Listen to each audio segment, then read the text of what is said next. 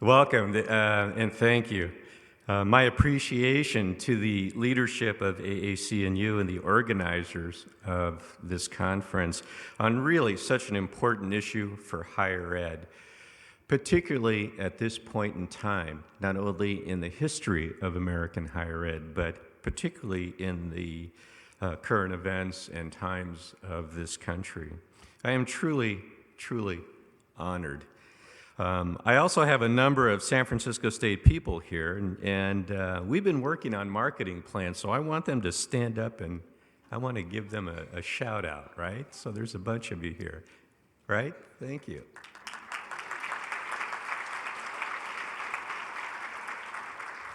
Do I have any rich alums that I don't know about in the audience?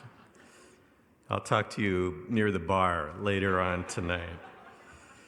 And also the First Lady is here, Phyllis Wong, and she's here primarily to control me, assuming that were possible. So,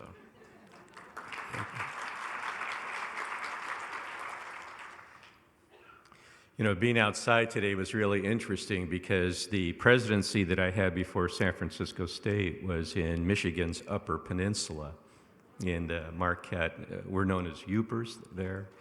And it actually, like today, is like a spring day in Marquette, right? It was actually kind of pleasant. I can assure you that many of you know much more about the challenging task of college admissions, gen ed, retention, and graduation far more than me. And I'll bet that you have your own personal story of your university president knocking on your door and asking you, you know, why is retention not happening? You know, why is what are our students learning? Or they'll come and knock on your door and they'll say to you, when is your team gonna fix this problem? And all of you are smiling now, you can picture it. I spend a lot of time listening to my staff, and more importantly, listening to students. And their stories are inspiring. And I want to thank those students for being so honest and forthright with me. And to them, I owe much credit. And believe me, San Francisco State students aren't known for holding back. You wouldn't even use the word shy around them. So I dedicate my comments to them. They really make me proud, and in many ways, their story sounds a bit like my own. There is always some sort of risk when the most unlikely person to succeed in college, a Chinese Hispanic kid from the streets of Oakland, Chinatown, and was told in high school not to waste your parents' money. And now, he's here tonight talking to you about the new challenges before the academy at this point in time of our history. But history offers a lesson. So few of my high school companions went to, let alone graduated from college. I believe they were guests of the state in a slightly different manner than our college students. I see a lot of myself in the students who have blessed me with their stories, and because the scale and scope of these tough, highly motivated students is so extensive and large, I'll share some numbers with you in a second. It is no wonder that I speak of our country's future, now present in California and at San Francisco State University. And that reveals the foreshadowing purpose of my talk. Demographers are talking of the great democratic shift in America to occur in 2025 and 2040. When I offer the demographic factoids of the CSU and SFSU today in particular, it is clear that America's future is now present and occurring in California. There are and will be clues to the national picture of college success, college students, and tomorrow's curriculum right now in California's public universities. And the question, if not the challenge, is how do we construct a curriculum and an experience so that instead of one street kid like me doing okay, all right, okay, it's good being a university president. Instead of one, it will be thousands of street kids, highly educated and motivated in ways that current models and practices would never have predicted. We need to pay attention and learn from our students' complicated lives to inspire a rich gen ed experience rather than trying to impose an experience in its current form that in itself is problematic. I mean no offense to many of you. There are many successful, robust programs in America, and many of you are responsible for that. But there are far too few, and it seems like we're not paying attention. So let me give it a try. I'd like to convey just a glimpse of the data my team faces every day. For as I strongly hint, tomorrow is today, and today is today for the hundreds of thousands of students we all will soon engage. So let me begin and anchor my talk with some data. And I suspect that this is not new stuff for you, and the data is neither exhaustive nor is it definitive, but it certainly is provocative. So think of it as context setting, and I suspect none of this is new to you. And I apologize. If I were really like my hip kids at San Francisco State, I'd have PowerPoints. But I don't like PowerPoints at all, so I'm going to read some things to you. So just some U.S. factoids in general. And as I said to you, the USA is expected to be a majority people of color country by 2040. Hispanics, already the largest ethnic group, will triple in size and account for most of the nation's growth by 2050. And this means that they will move from being 14% of the population to 29% of the population. Our immigrant population will grow from 12% to 20%. And if you're historians, this country has never exceeded 15%, and that was in 1914. Hispanics will triple to 133 million people, or, as I said, 29% of America.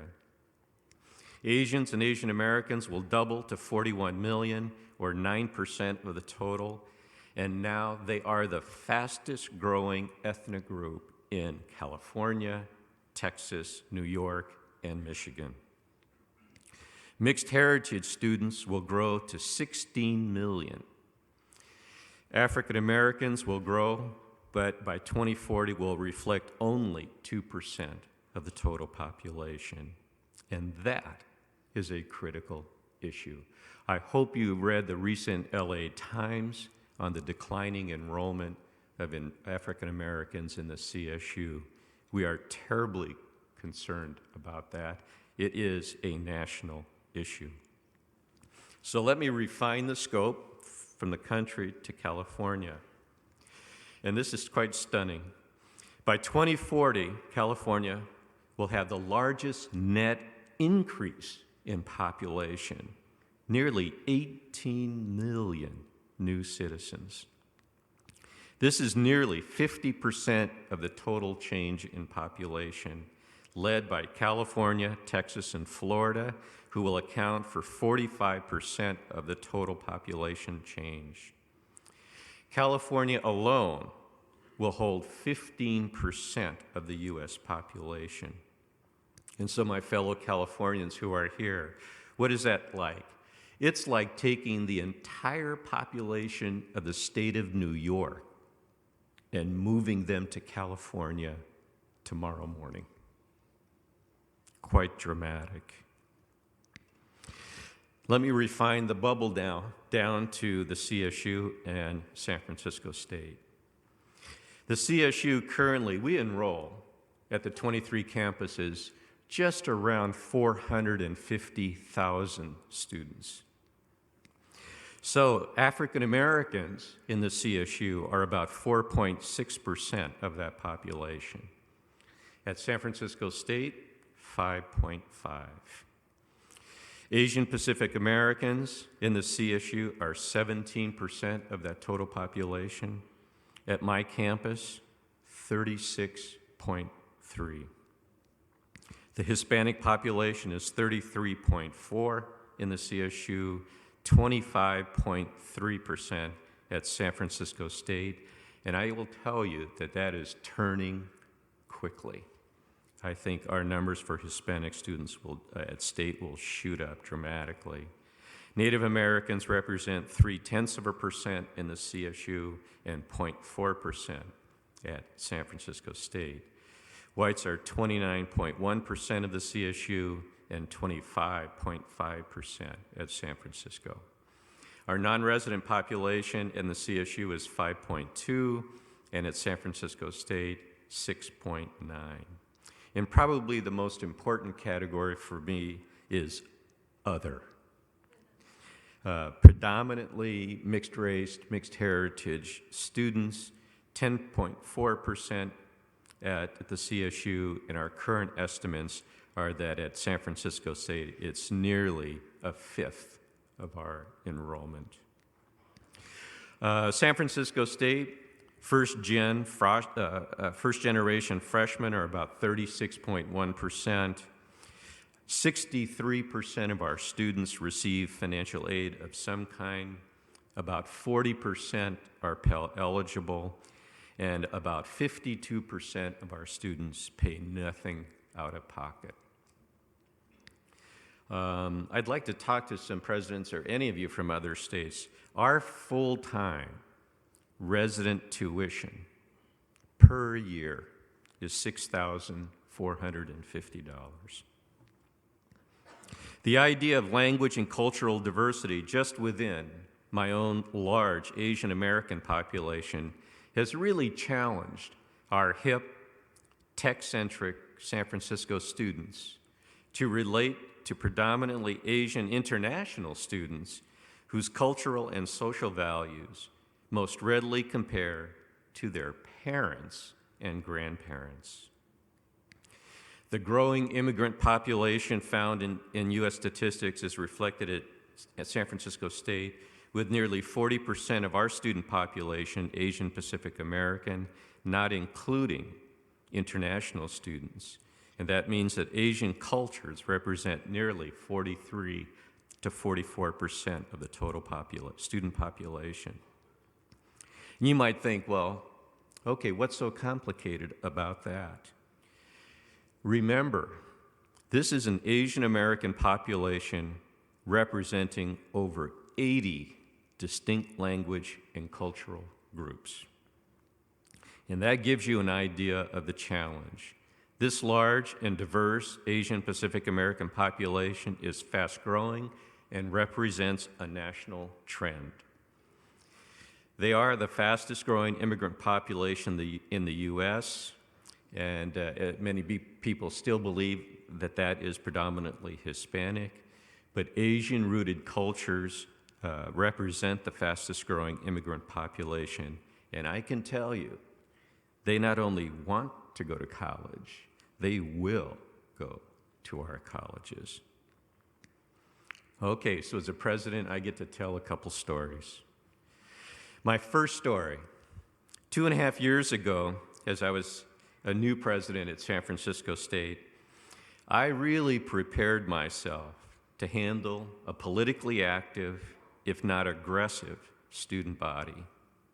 After all, I was the newbie president, and my last name was Wong. How tough can that kind of kid be? Rumor did get out that I was originally from East Oakland, and that tempered people a little bit. The really hot social political issues prior to my arrival were effectively shared with me by my new staff. And at the top, the number one issue to brief the new president were the security practices surrounding my office and me. So as I took office, I prepared for my first meeting with student government leaders. Occupy, still fresh in their minds. They politely welcomed me and then asked if I could address their biggest concern. Of course, I took a deep breath and I replied, "Let me have it." To my surprise, we spent nearly 45 minutes addressing their demand to have the library open 24/7, 7 days a week. I was speechless. Now, lest you think my life was this easy, worrying about library hours, it wasn't 2 months later that I ordered our police forces, helped by San Francisco Police Department teams, to expel 25 Occupy protesters, all non-students, from a residence hall, who were invited by a first-year student to sleep in the hallway of her residence hall. They told her they were homeless and would like a warm place to spend the night. These were tough people. Occupying the residence halls, keeping the library open 24/7. I'll have to tell you that I have expanded the hours of the library, and I will tell you that our library is full till closing. Why this story? With a campus that is dominated by first-generation students, one of the largest Pell Grant populations in the 23-campus CSU system, for many of them, our students, English is their third language, and they have desires and aspirations as high as the sky. The notion of living in the hottest economy in the U.S. requires them to see a college degree as the necessary passport to participation in not only this red-hot economy, but as a necessary safety valve to help their families survive. A good proportion of our students have 2 to 3 jobs. You should ask your students that, and then ask them why. I'll tell you, at our place, our students are probably feeding their brothers and sisters, paying the rent, utilities, as well as buying their own tuition and books. So now I get to tell 8 more quick stories. Story number 1. Culture and identity will be inherent in your planning for Gen Ed. It is relevant to our students' identity, who they date, what they read, what they eat, where they spend and invest their money. San Francisco Unified School District will require ethnic studies courses for a high school diploma this coming year. The CSU is wrestling with the same graduation requirement. Regardless, these students will take, at my place, will take ethnic studies as a minor or in support of their major or just simply for personal satisfaction. For many, ethnic studies will be a safe home for their lives, and more importantly, this will be their main way of connecting to the intellectual culture of our campus, and most importantly, to being with others who are like them. Story number 2. Businesses are seeing opportunity and growth in their responsiveness to the rich cultural awareness of their customers. A business degree with a language and cultural minor appears to be the hottest combination at San Francisco State, and it is highly sought after by corporate San Francisco. These multilingual, multicultural students know full well they can help a business's bottom line. That makes them an asset when in fact, throughout their whole lives, they have thought of themselves as a liability. So I tell the business people in San Francisco, be ready. They're going to ask for more, and they will not be shy. Story number 3. Students are attracted to a diverse student body, and especially to a university where this diversity is also on the faculty, staff, and administration. And while we might take it too lightly now, the most powerful story I hear from students is that they thrive and feel confident about the world when their faculty and their advisors look like them. A student shocked me on one of my walk-arounds on campus. I heard this scream, more like a squeal, and this student ran up and hugged me. I was paralyzed. She looked me in the eye and said, "You are my president, and you look just like me." Now, she was mixed race like me, about 50 years younger, female and very young. What she said has left an indelible mark on me, that faculty, staff, and presidents of color matter.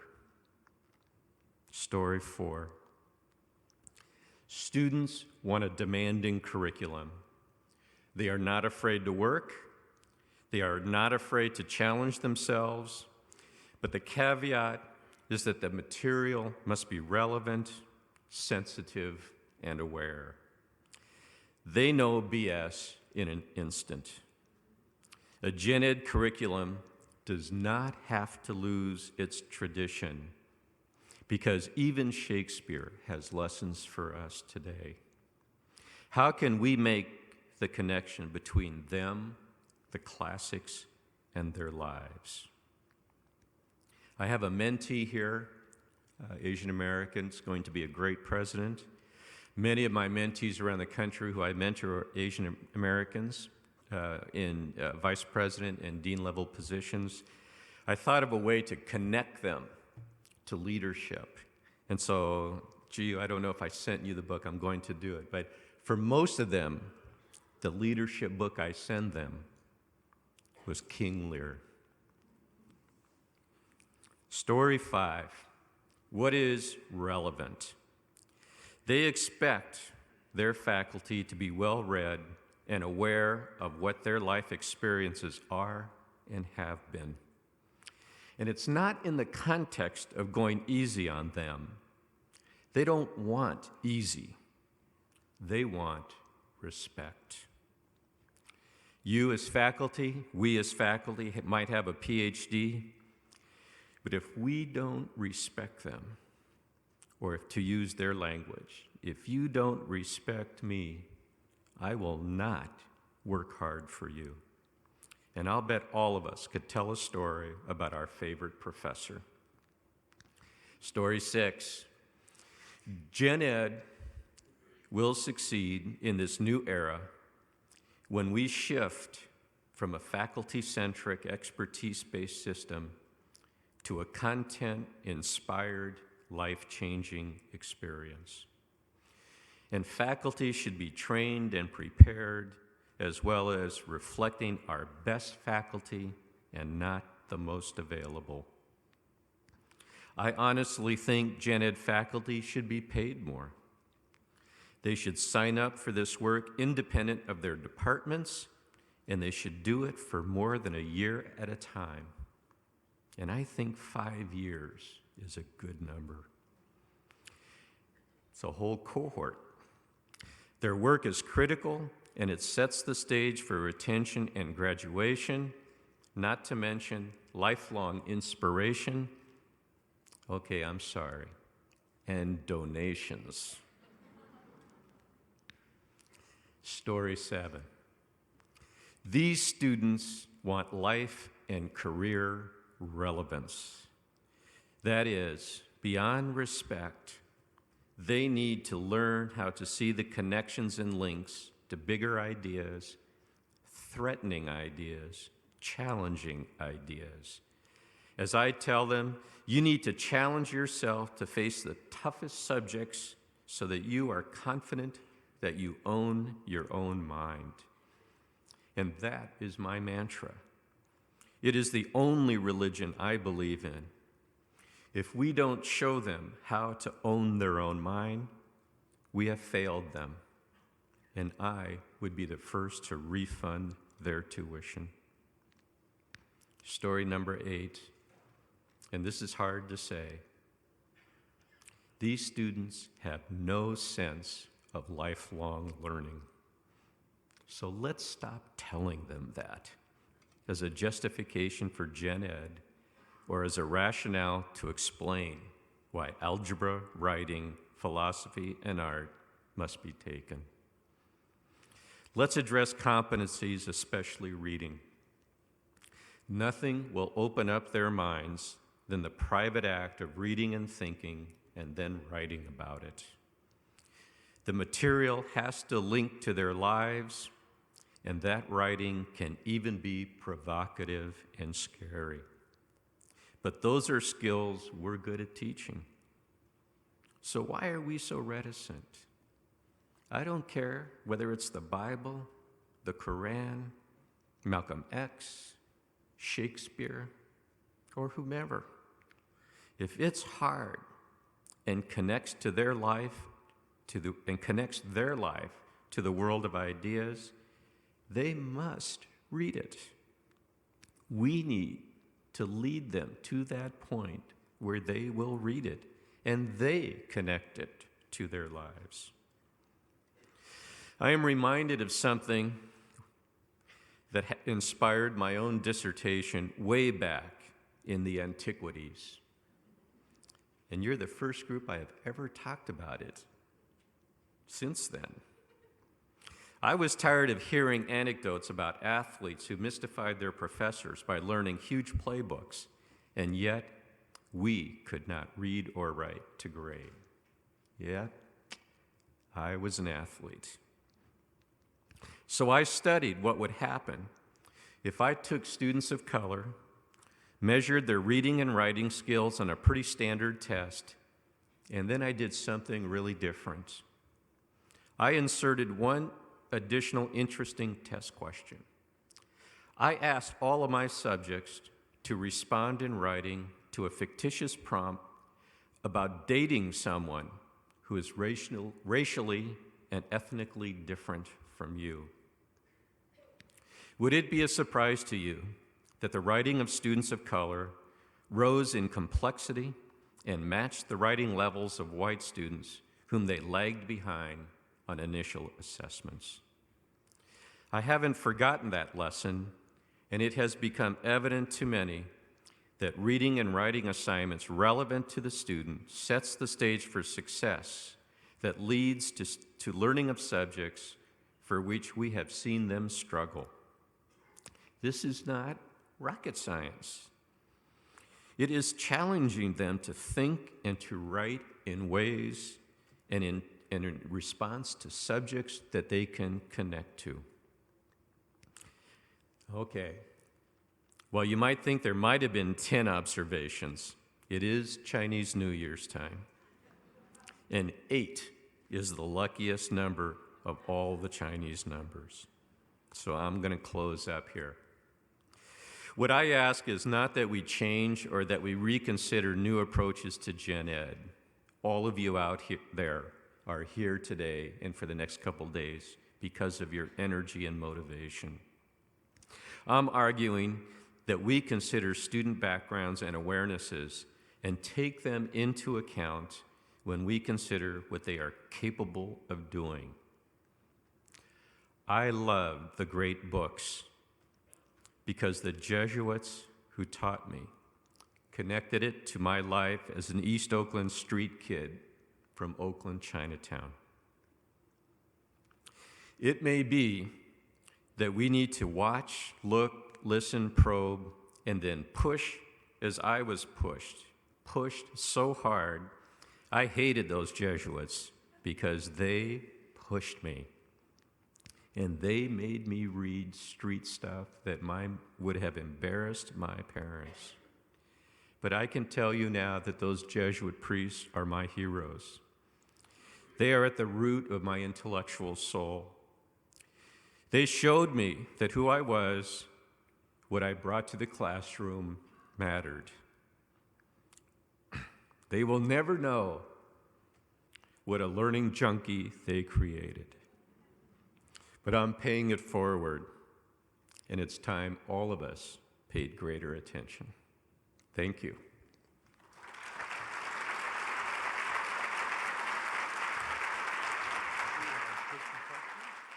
So we do have some microphones roaming around, and Dr. Wong has said he would entertain some questions. Given the information that you began with and the data on the different racial ethnic groups at your institution, what are you doing to improve the enrollment for Native Americans and African Americans? The CSU in general has what's called Super Sunday, and that was last Sunday and this coming Sunday.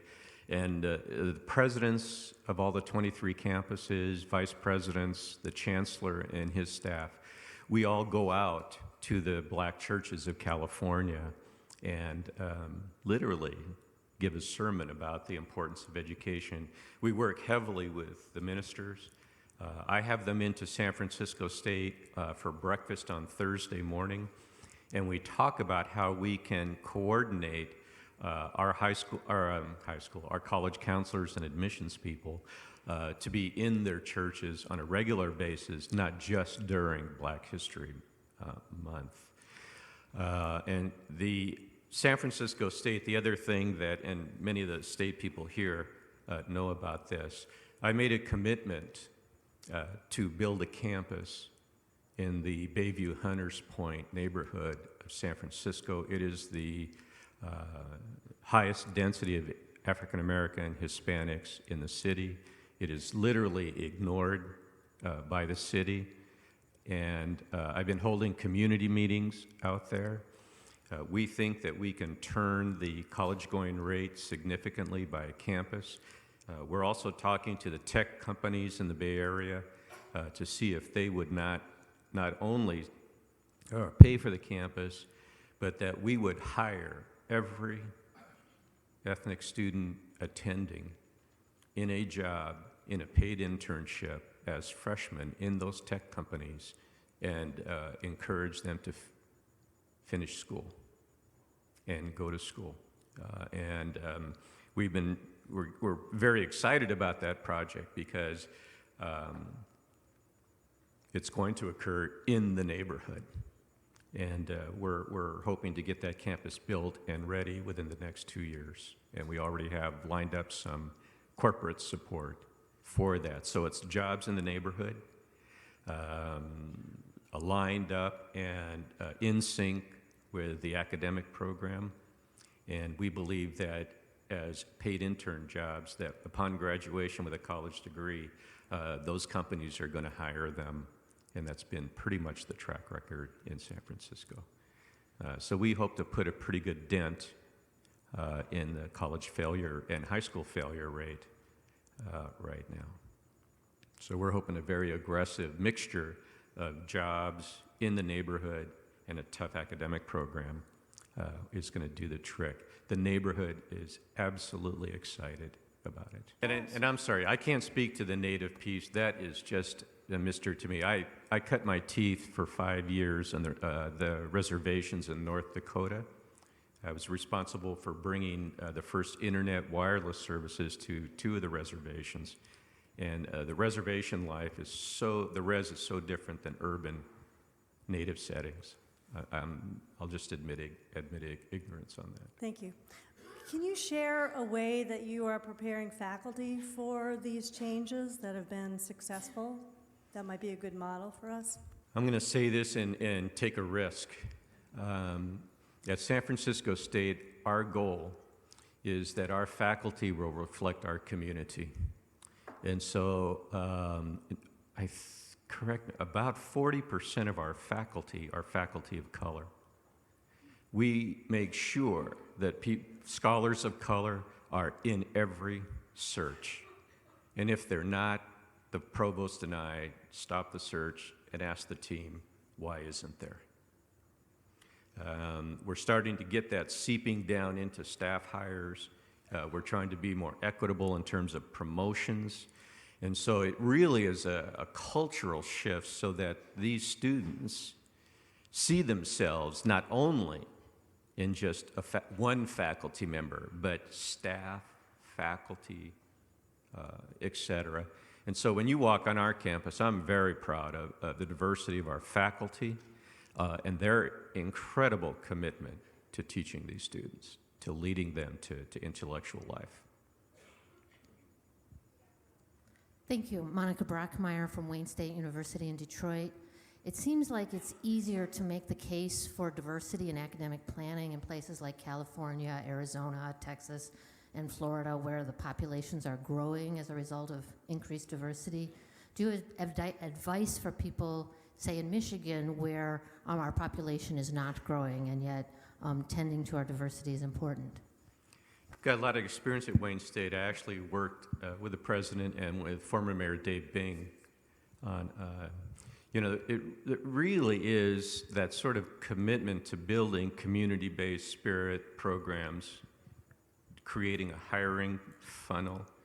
But I think the most dramatic things I've seen, even in the Dakotas, is making the curriculum relevant to the community. And when you do that, like I hope you attend our Metro Academy talk by Dr. Love tomorrow, it's all about making that seamless life between an intellectual life, their social life, their community life, their values. And when that's seamless, they fly. And so what those students also learn, because one of my favorite professors is Jewish, he's an African specialist. He knows more about the African diaspora than anybody I know. When you read his books, you would bet money he was African American. And the students, all colors, all races, adore him because his classes bring the subject into their life. And I tell them that's his magic. I think they soon lose a sense, they sort of sense the integrity of his intellectual effort at that point. There's no distance between him as a first-rate Africanist and those students coming off the street. He connects. I'm not mentioning his name because some of you have more money than we do, and I don't want to lose him. You mentioned, Carol Schneider from AAC&U, you mentioned in passing, and I'd like to hear more about the discussions that are actually happening on campus about this, that there will soon be an expectation that students in high school in California take ethnic studies. So how is that changed expectation, that changed foundation, influencing discussions about further learning related to ethnic diversity and community as the faculty take that issue centrally into account? That's a great question, and I know Jennifer Summit, my Dean of Undergraduate Studies, is here. Dr. Ken Montero, the Dean of the College of Ethnic Studies, and it's a brag point, we have the only College of Ethnic Studies in America. And he has been very creative at weaving many of the ethnic studies minor and major courses into the gen ed curriculum. And so a lot of students who aren't going to be ethnic studies majors are taking ethnic studies courses to fulfill their gen ed requirements in Jennifer, I'm assuming, pretty substantial numbers. And so he's also been very clever in saying, well, by the way, if you want to be an accounting major and an ethnic studies minor, these businesses are all over you. And that attracts a lot of students as well. I've been very amazed at I was just talking to our business dean, the accounting majors with an ethnic studies minor and a second and third language are absolutely the hottest recruitment target on campus. It's just really phenomenal. And the way Dean Montero, has woven the ethnic studies courses into the gen ed offerings has really been quite powerful.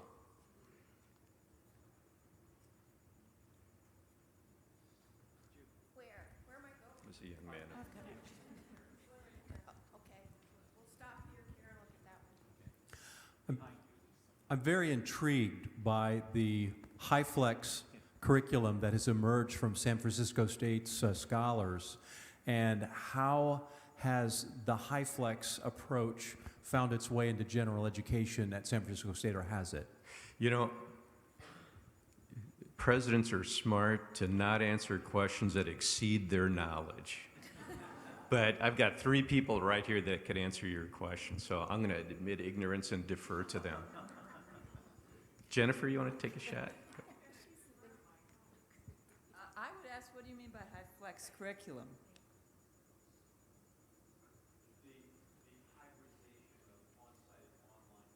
Yeah, the tech.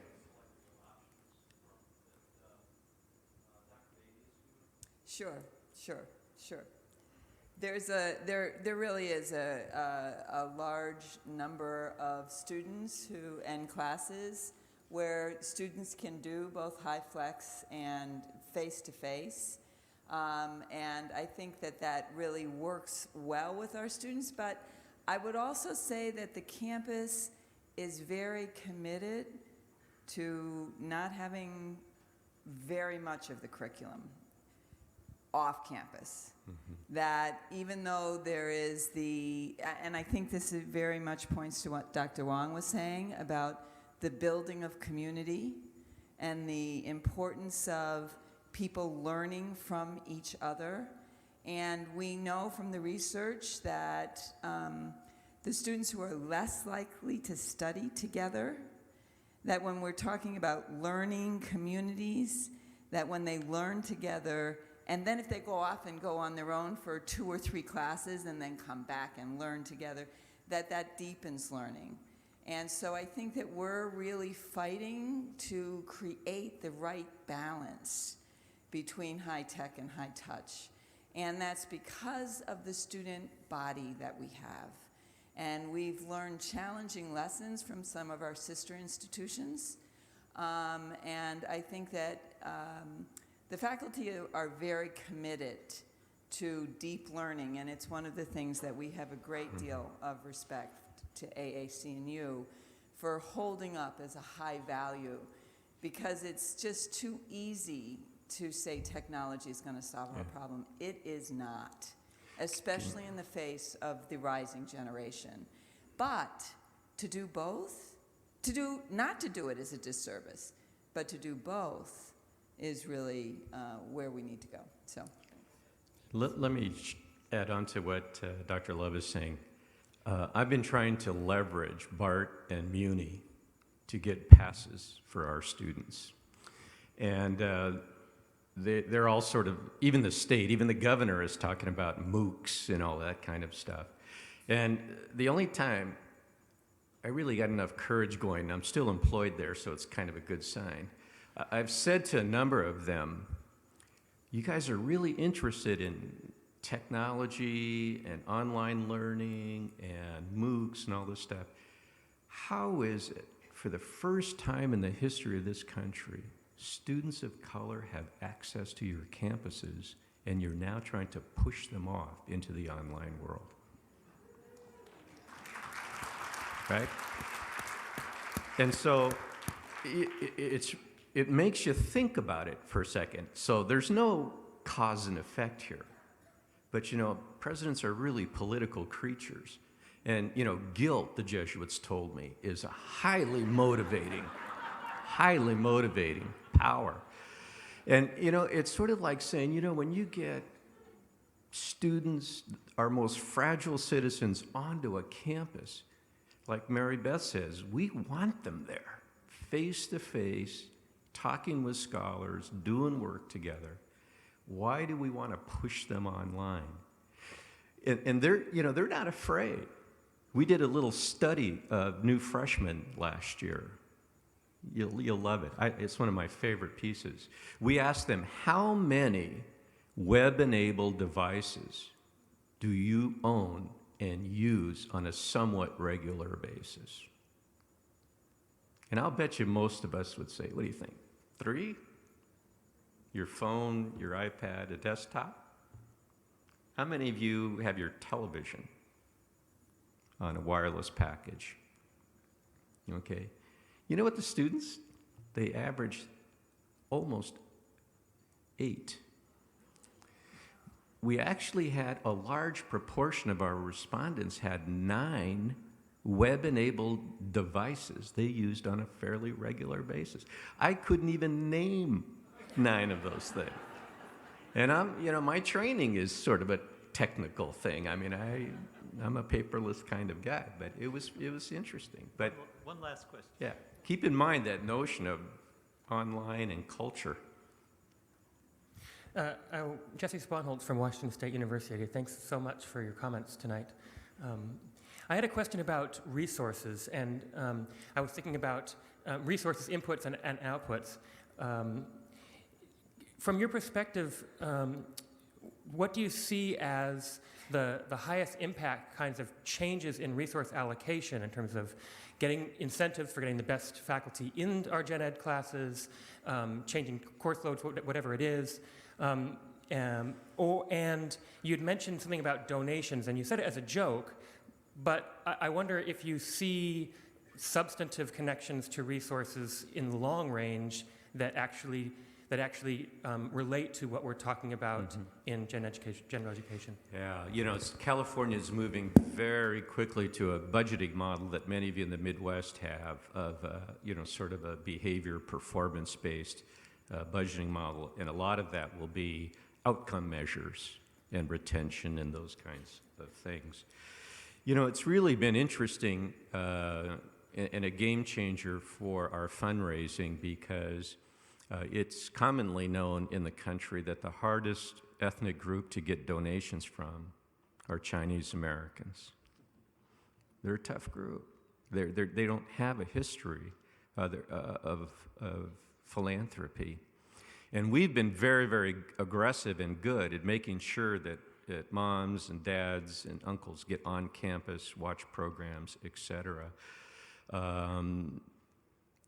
They want their kids to succeed. They've never been exposed to being courted, a relationship-building response in Chinese ways. My wife and I attend a lot of Chinese banquets and events, being present, etc. I was raised in the notion that my father's best friends were my uncles and aunties and those kinds of things.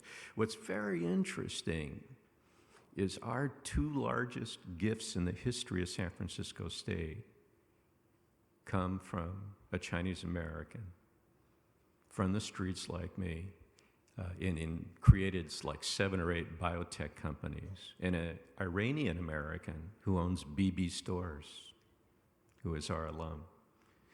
And it was all in building a relationship to show that with their help, they could pay forward. And as I was sharing with you, it might be 1 kid like me today, but it's going to be 1,000 kids like me tomorrow. And that just hooked them. They wanted to contribute to that movement. And so our penetration of philanthropy in 2 really tough cultures has been pretty good.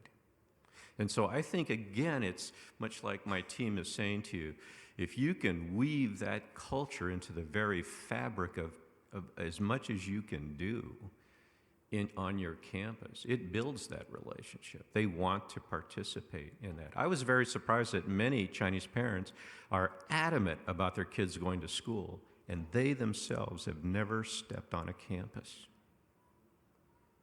I've met a lot of mothers and dads that have never shaken the hand of a president before. And so you start doing those kinds of things, and it really starts building that relationship.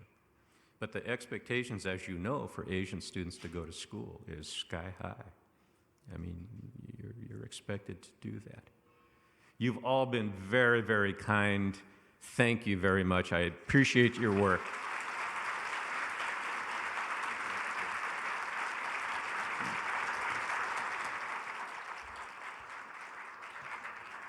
Thank you, Dr. Wong. It occurred to me after I sat down that I never told you who I am, which in the grand scheme of things is not really that important.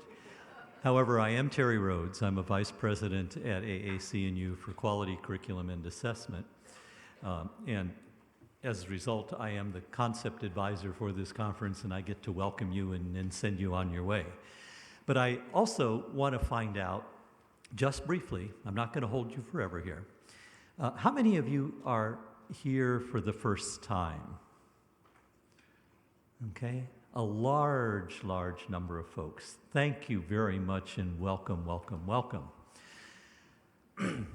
One of the things that AAC&U spends its life in its last 100 years doing, and intends to spend the next 100 years doing, is indeed trying to pull together resources, best practices, gathering that evidence that I referenced earlier and that is in the title of this conference, so that it can facilitate the work that you are doing.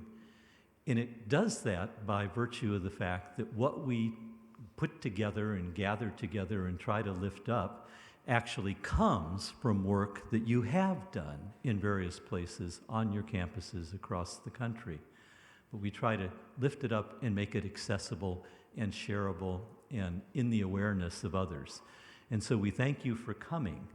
And I mentioned that this is our centennial year, and I do encourage you to go to our website and look for the LEAP Challenge, this little gold booklet that has within it a single page on some of our major initiatives that are going on right now that provide many of those resources that you may find helpful in doing the work and advancing the work that you're engaged with. That is our purpose. But there were two things in Dr. Wong's talk that particularly resonated with me in the context of this centennial year and this meeting. One of those was his stress on the need for us to recognize the identity creation that our students engage in when they come to us. And it really doesn't make a difference how old the student is. That it's all about, will I fit in? How is this help make me into a person that I want to be? And it is embodied in the sort of central core of what we're trying to celebrate and lift up this year around signature work. That we firmly believe that if our campuses engage not just in general education, but in connecting general education to the other areas of study that our students are engaged in, that connects to their life experiences and the things that they bring with them to our institutions, that they're in the process of creating a signature. Okay? Think about it, the John Hancock on the Declaration of Independence, the thing that you do and engage in every day practically. It's how partly you are known, partly how you define yourself. It's embodied in that signature. You know, there are people who have made their whole careers out of deciphering signatures. Some who go into medicine, I think it's a part of the MCAT now, is that you have to write a signature that you cannot read and things like that. But it's about that signature work, creating that identity, how you fit in, what your agency is. And we are about helping them create that, understand it, recognize it.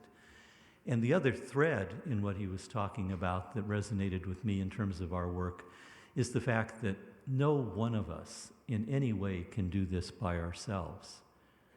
It has to be a collective effort. It involves, as Dr. Wong said, all parts of our campuses.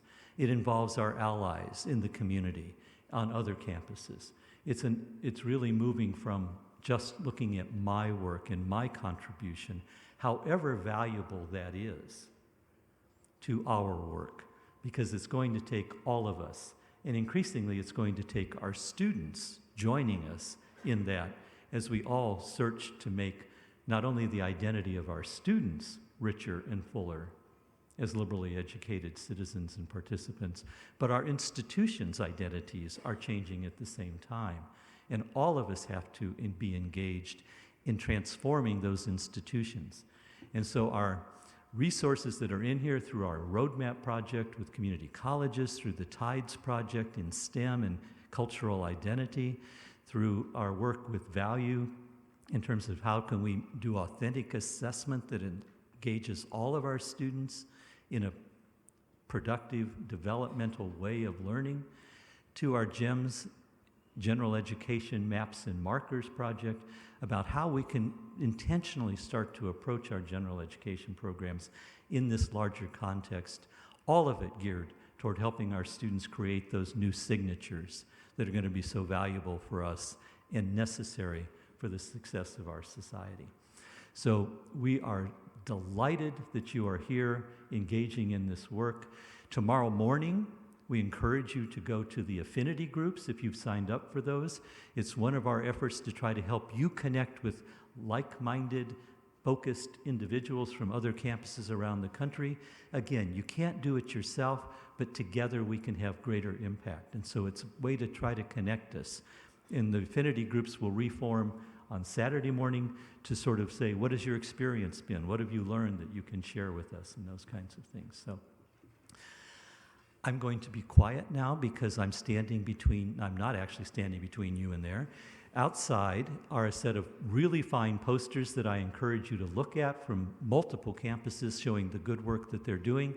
And you will have not only sustenance for your mind, but for your body and beverages to imbibe. So please have a wonderful conference, and thank you all for being here. Thank Dr. Wong one more time.